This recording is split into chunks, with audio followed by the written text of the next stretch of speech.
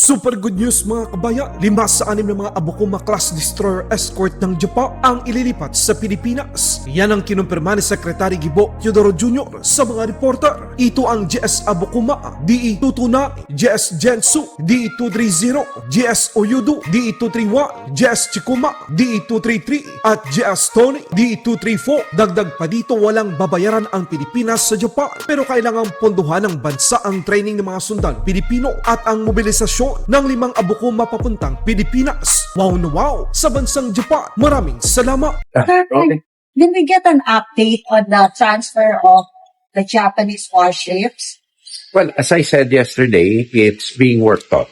It's already accepted in principle. It's being worked on. I cannot give timelines because it's not a simple matter of transferring. But how many, sir? 5. Sir, clarify ko lang, yung sa Abukuma, sir, yung transfer nun at no cost sa atin or we have to pay sa atin? Well, at no cost, but there will be administrative costs on our part. Hindi naman pwedeng no cost. No transfer of money will be given to the Japanese, but costs of shipping it, to sailing it here, costs of training the crew, costs of interoperating the systems with our systems are to be borne by us. Naturally. Last question. You also mentioned that we need to build the port, the pier, or maybe a port site for the... Not the Abukuma, but even the rest of our platforms. There are several more coming. And so it's not exclusive. It's not exclusive. The Abukuma is the least of the problem because it's one of the smaller platforms that we will have. It's the bigger platforms that we have. And it was probably 30 years to 40 years overdue that we have new naval facilities. Sa isyu naman ng pag-angkin ng China sa Batanes, ayon kay Secretary Gibo, kailangan ng mga Chinese scholar na magpatingin sa doktor dahil posibleng may tama ang mga ito sa utak. Lalabanan ng Department of National Defense kasama ng iba pang mga ahensya ng gobyerno ng Pilipinas na i-pushback ang Chinese propaganda. Gagawa din ng paraan ang ahensya ng depensa ng Pilipinas upang maibalik sa normal ang pangingisda ng mga Pilipino sa Baho di Masinloc nang hindi na kinakailangan pa ng anumang suhestyon mula sa China. Sir, regarding lang po yung claims over Batanes Islands na po, sinabi po kasi kahapon ni Rear Admiral Roy na there needs to be stronger pushback. Do you agree po ba? Natural kasi natural dapat talaga strong ang pushback natin diyan kasi number one, hindi lamang ito labag sa international law, hindi labag sa ating saligang batas, kundi labag sa normal na pag-iisip ng tao. Kaya yung gumawa niyan, palagay ko, si Secretary Herbosa, idulog natin na kung ano ang diferensya ng tao. Sir, in concrete terms, doon sa defense establishment... Hindi, palagay ko, meron talagang diferensya. At kung paniwalaan yun, naku, may systemic dysfunction ang lipunan na maniniwala to. Kasi grabe ang panaginip at hindi ko alam kung ano ang gamot na ininom ng mga yan para palagi ko gawa din sa China yung gamot na ininom nila na wag naman sana nila dalhin dito. Kailangan siguro ang pagpasagutin natin dito ay si Secretary Herbosa dahil mukhang matindi yung tama ng mga gumawa nun. Sir, about pa rin dun sa Batanes. Since kahapon po, nung nabalitaan namin yung sinabi ng Chinese scholars, nag-ask na kami ng statement from the Chinese embassy.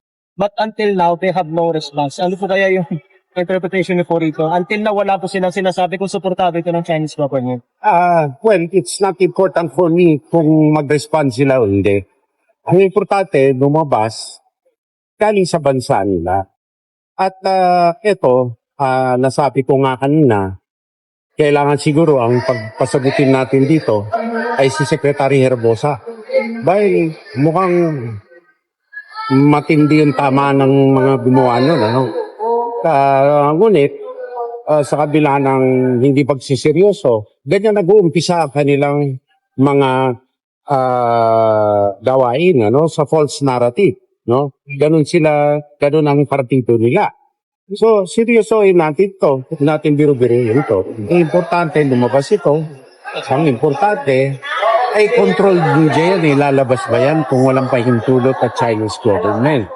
Controlled media yan eh. So, ang importante dito, let us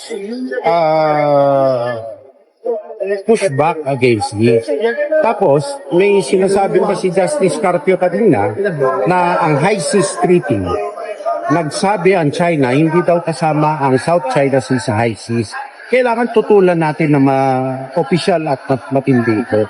Kasi ito ay isa pang kasinungalingan na dapat natin laban.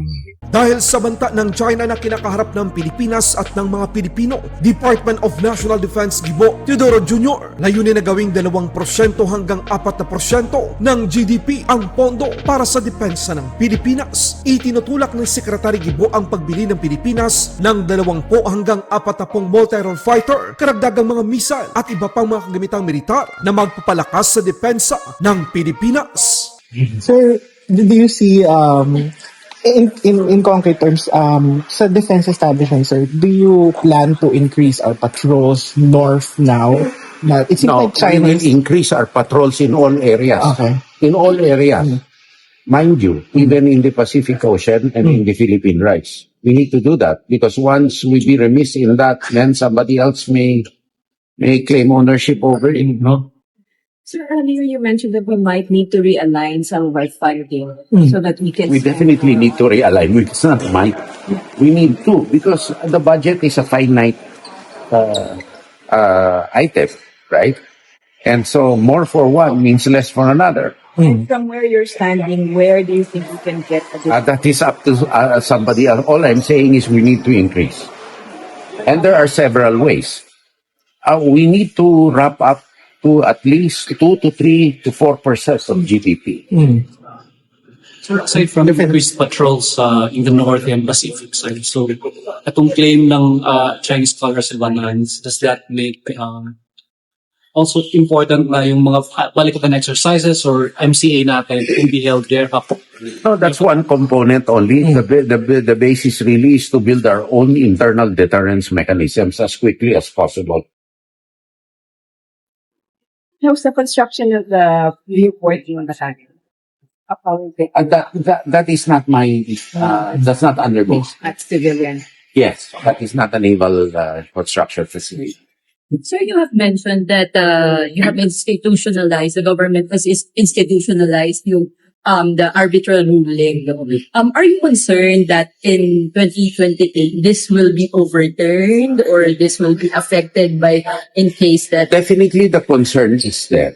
The likelihood, I doubt, given the fact that the Filipinos already embrace the arbitral ruling. And I do not think that any leader who goes against the arbitral award will have the mandate of the people. Thank you. Laban Pinas.